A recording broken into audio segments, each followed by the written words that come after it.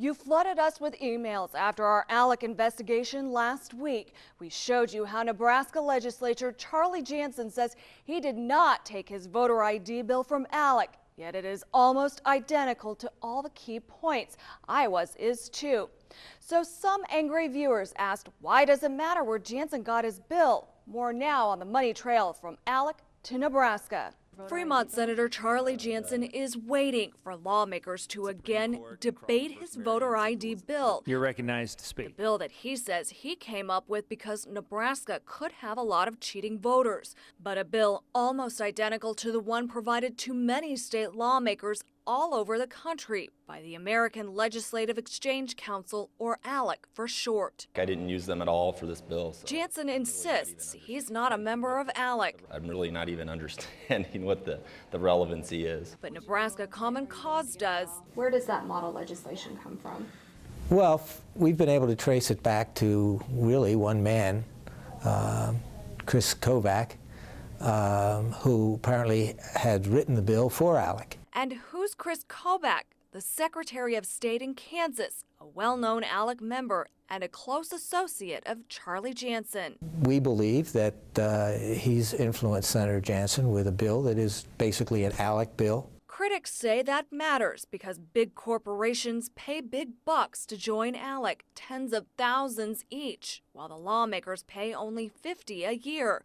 Then they all come together to write the ALEC bills that lawmakers take back home. And we have about 500 individual donors, private businesses, companies, large and small. Is it possible for myself to become a member? No, we are, we're focused on job creators and legislators, elected officials. Like Jansen and Papillion State Senator Jim Smith, who proudly tells me he belongs to ALEC, but won't tell me who else in Nebraska does. He sends me back to ALEC in D.C. How do I find who is a member of your group?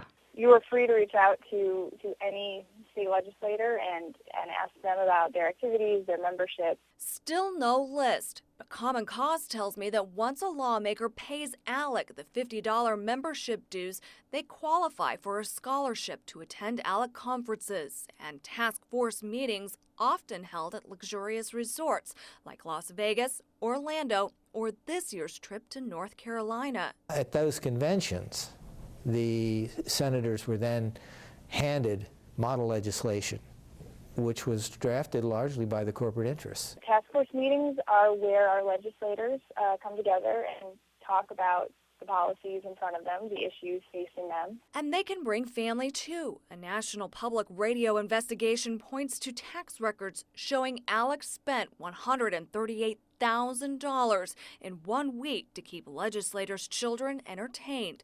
None of it has to be declared as corporate gifts, so voters don't know. The idea is to get those senators into a position where they can influence them.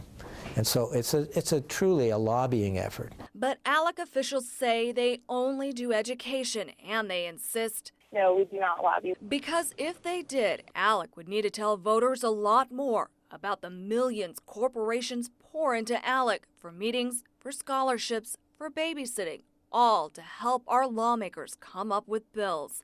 Liz Dorland, Action 3 News.